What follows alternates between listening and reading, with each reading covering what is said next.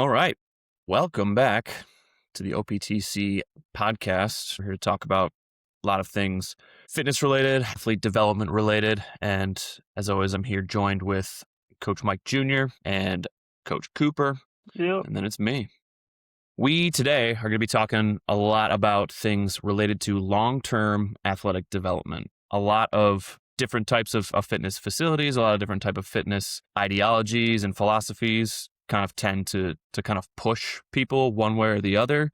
I think a lot of people see the high levels of skill and success and athleticism in the elite of the elite, like the top 1% of the 1% of pros who can do all these amazing physical things. They can lift all this weight. They can jump super far and super high. But there's a reason that they're the 1% of the 1%. And there's a reason why the majority of kids, the overwhelming majority of anyone who plays a sport needs to have a lot more of a foundation laid in that way. So there's a quote that I saw by a super well-respected person in the fitness industry named Jeremy Frisch. His quote was, "Memorized movement breaks down in unexpected situations, but movement fluency lets you respond to unexpected situations." So if you have an athlete that only is comfortable doing one repetitious movement, if you only have a kid who can do one thing really, really well, but might break down in other situations, that's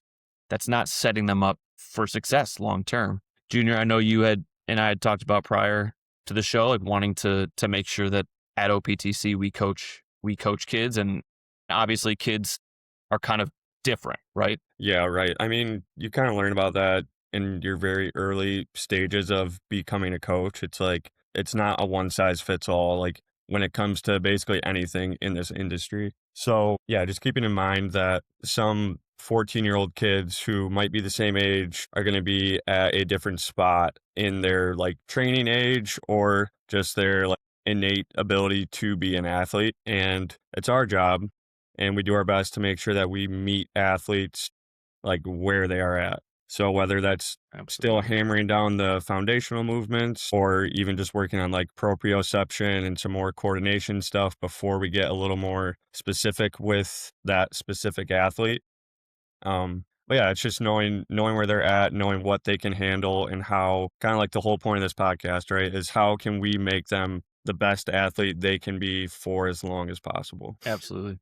Yeah, I think just like the quote said, like if you, even when training and showing these kids different like foundational movement patterns, most of those refer to like lifting movement patterns and how to load different movements. I think what we've started to do a lot differently, especially since Cooper's like taken over our youth development training and our middle school group and all that stuff, is putting them in unexpected situations that force them to learn how to use their body in space in unexpected situations. So to your point, Junior, the kids that we see come in, the new kids that we see come in on for intakes, the ones who tend to do the best at just the intake combine and the kids that really pick things up really quickly are the ones that just play outside a lot. Like they play a bunch of games, and yeah, that might look like multiple sports, but most of the time they just understand like how to play tag with their friends, how to climb a tree, how to hang, how to like do all these just different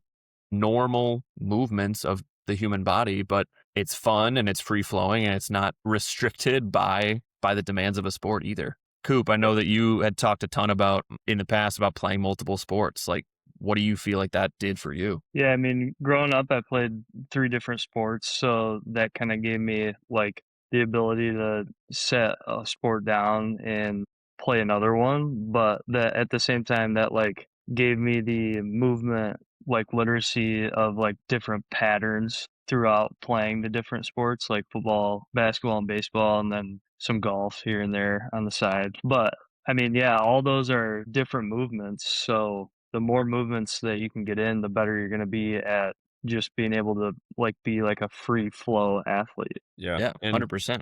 I think kind of going off of that, like, unless you are like a PO, being able or like being comfortable in all those different movements is never going to like hinder you. No matter what sport you play, no matter what kind of like position you're in, that's going to help you out in the long run. And like another point, playing sports is not predictable. So kind of like you said at the beginning, Alex, if you're learning all these movements, but you're learning them in a predictable environment and you're doing the same thing over and over again, like, yeah, sure, you're probably going to be great at that. But when it comes to like playing a game, you're going to have to encounter a lot of different scenarios and movements that like your body just has to adapt, right? Hmm.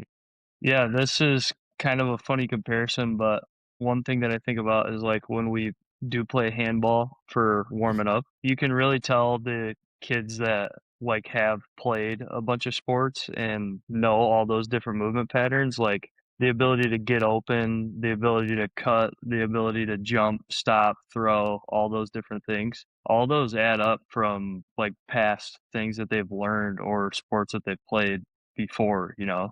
Like, being Yeah. able to catch a ball well, being able to throw a ball, like, from me to 5 feet away with, like, good accuracy, you know? All those different things add up. Being able to jump, time the ball, catch it, everything. Yeah.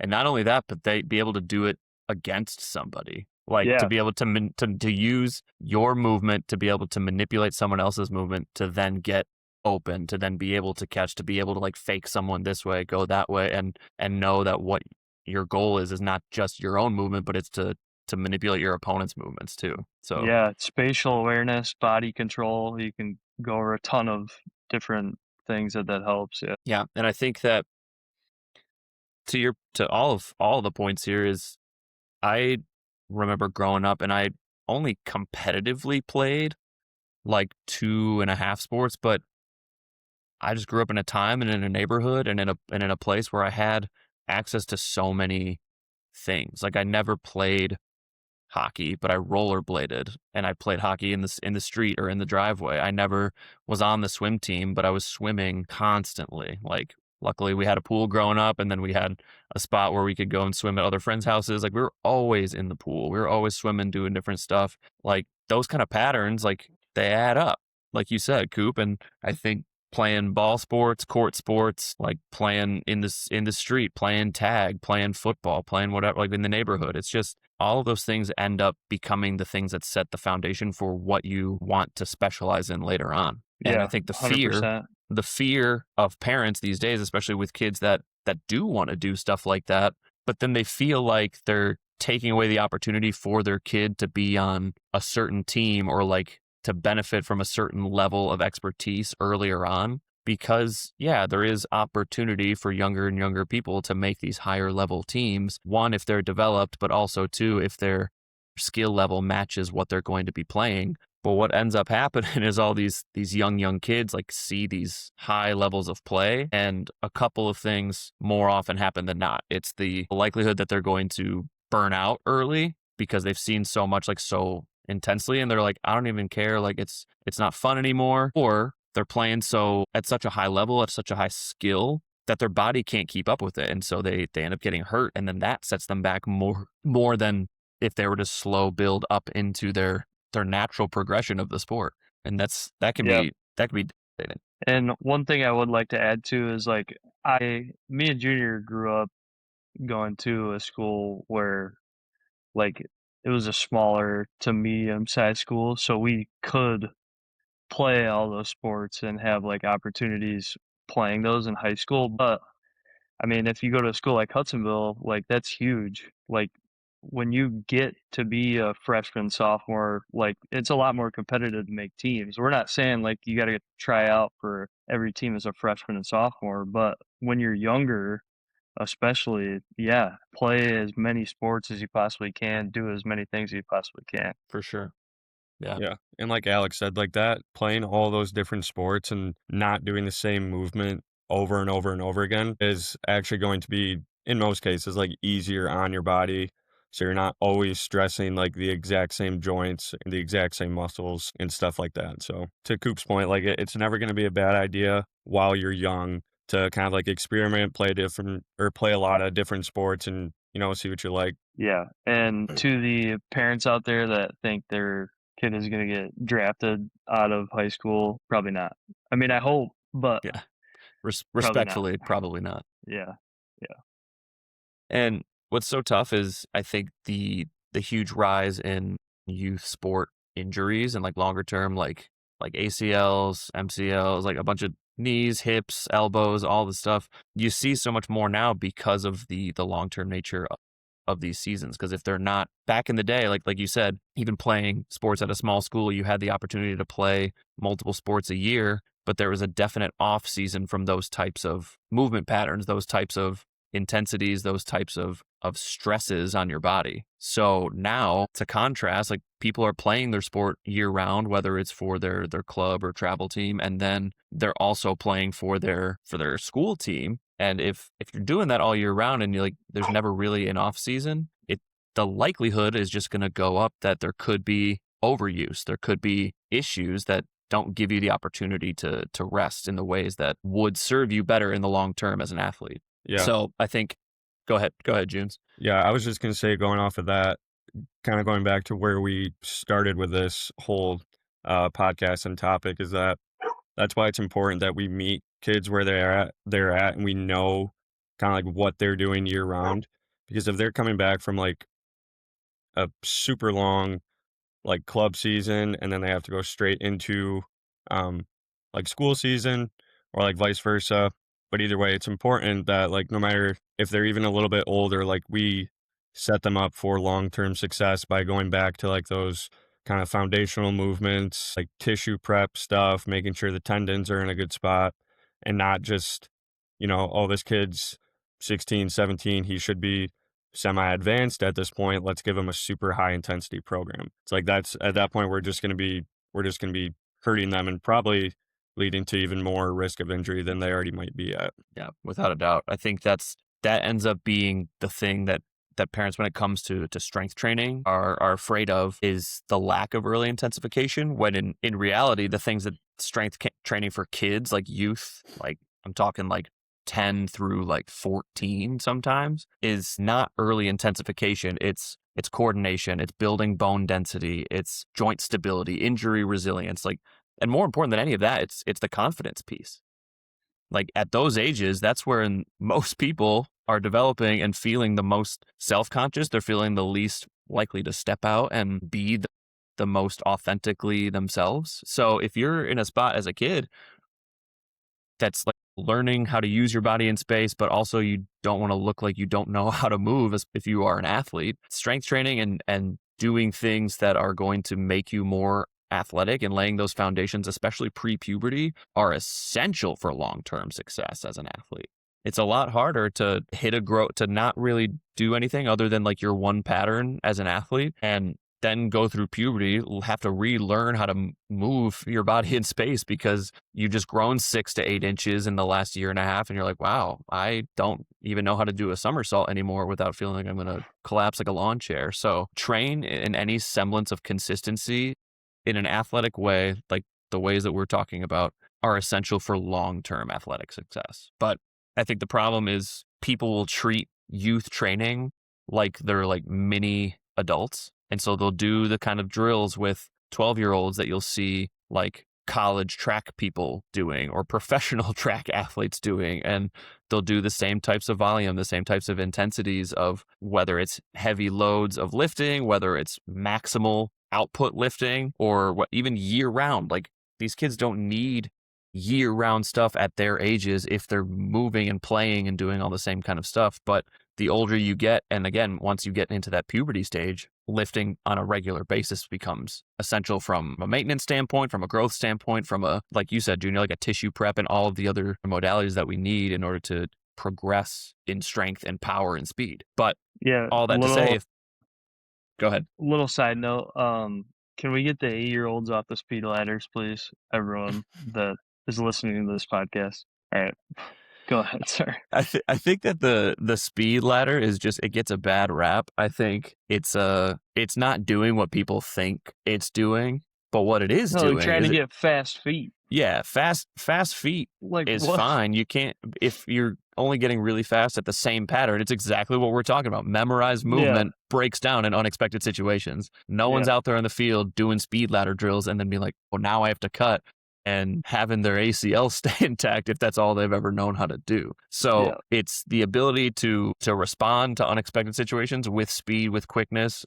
That's movement fluency. That's knowing how to use your body in space and knowing how to react well. I think having like the coordination and like the rhythm and like those different athletic qualities that are super valuable is where ladders can be useful for some people. But yeah, to your point, 100%, if people are using the ladders as a, this is going to make me a more agile athlete, forget about it. Yeah, and going back to what you were saying, Alex, about kind of training that younger group, like 10 to 12, 10 to 14-ish range. I think it'd be kind Hmm. of important if like Coop just kind of quick went over like why he does what he does with those middle schoolers and how just kind of how we've changed the formatting of like their whole session, kind of. Yeah. Coop, give us Yeah, a so bird's eye view. a lot of the drills that I do with the middle schoolers throughout the session often like involve getting ready for speed sessions, like just being able to sprint, but mostly I just try to get them like doing movements that they'd naturally do in game situations without them even thinking about it. So like one of the drills is they're facing me and I got a volleyball in my hand, and when I roll the volleyball, they hip turn and get a big push off and try to get it before it gets to the cone. Well, they're not even really thinking about the hip turn. They're just trying to get the ball as fast as they can because they're chasing after a volleyball. Hmm. So, I mean, they are doing like a pretty high level movement for some of the kids' ages, like being able to hip turn and get a big push off that back foot and running as fast as you can. Like just things like that that they would normally not train in a speed session or a jump session or like something that we would even lift, but just being able to do like more natural movements without thinking about it. So just kind of like being in a free flow, like athletic state. Totally. No, I think that kind of stuff has made a huge difference for a lot of those kids. Like, and it's again back to the thing. If it's just a memorized movement to do a hip turn, and they have to think about, am I going this way? Am I going this way? Are my hips turned enough? Like, it doesn't give them the same opportunity to have that free flow, that feeling of I can just move. Like I can just Yeah. sprint this fast. I can just get to that volleyball without having restrictions, because the restrictions are going to come the older that they get with the different lifts and the different positions and stuff that we put them in and that their sport puts them in. Yeah. If we mean what we say, then the drills that we do have to kind of reflect like being the best athlete you can be requires as little restriction as you can at the early stages, for sure. Yeah. Another example is we do quite a few over the shoulder catches with the volleyball. Like I'll just Yeah. chuck it and they'll turn around and just track it and try to catch it. And it's kind of funny because they like love that drill, but I actually find it the most valuable. The softball players love it just because, I mean, they get a pop up and chase after it and catch it, whatever. Hmm. So I try to throw it a little bit farther for them. But the ability to like track something in the sky, run after it without having to like look down at where you're going and then Yeah. catching it with two hands, like while looking up, being like spatially aware, like they don't even know how valuable that is, like or what it's actually doing for them, but it just is adding to their athletic potential for sure. Dude, those are such undertrained qualities that I think that the majority of youth performance facilities overlook completely, because if you have weights and you have some turf, like we're gonna sprint and we're gonna lift weights. But spatial awareness, like rhythm, timing, like you said, like coordination, those are all things that are trainable, but most of the time you just have to make it look like fun, because that's where it's Yeah, gonna have the most value. If kids are coming in thinking like, hey, I have to do this drill, this drill, this drill. Most of the time they don't care. They're just like, I'll go there because I'm getting better. I can tell I'm getting better. I can see it. I'm getting faster. We time it. I'm getting stronger. I lift heavier weights. And I go to the field and I feel better. I feel more confident. And it's just compounding year after year until these kids are just all stars and they're JT playing banana ball. yeah, Yeah. That's just what it leads to. So I think that, I mean, truly, I love the way that you've reformatted that middle school group, because the weights become like sometimes almost an afterthought. Like sometimes they'll come into like the session and then they'll get like 10 to 12 minutes of like a little lifting circuit, which has great foundational patterns, but the kids don't, most of them don't necessarily need more weight. they just need more movement experiences. Yeah. And you're providing a place and a situation to give them more of that, and they're going to see so many more long-term benefits from that. 100%. Yeah. I, especially like seeing other strength facility stuff on Instagram and everything, like when I decided to make that switch, it was just because some of the exercises I felt were like just fillers. Mm, And why have a filler for a 9 or 10-year-old, you know? Like, we can do bare shoulder taps until the cows come home, but if they get good, like, joint prep, everything, and tissue prep, and then get to their lift, and they do 4 sets of goblet squat and something else, like, strength is touch for that session, you know? totally. Like, we don't need 8 different exercises in 40 minutes in a whole circuit for them to be good. Yeah, without a doubt.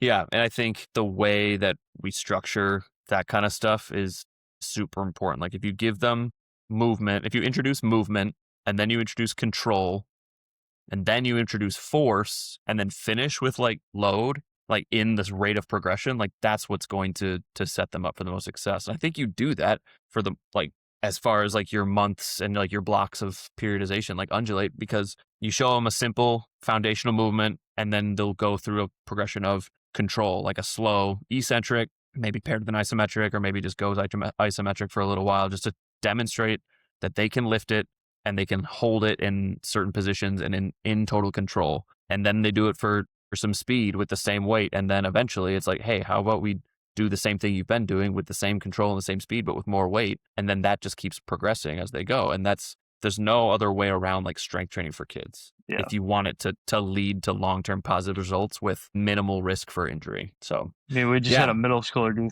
13 full range of motion pull-ups, which is Yeah. ridiculous. Like what the And I heck, know that man? she's a machine, but that is She is a so machine. sick. That's insane. I don't know how many of our high schoolers can do 13 full range of motion pull-ups, to be honest. Less than a fourth. Yeah. Less than a fourth for sure. So that's awesome. But yeah, I guess from here, closing thoughts. Like Junior, what do you see from kids that who, especially, I know you primarily train and coach like the high school athletes. Like of the athletes that you see and coach for, like who do you see or what patterns do you see like really kind of set up kids for long term success?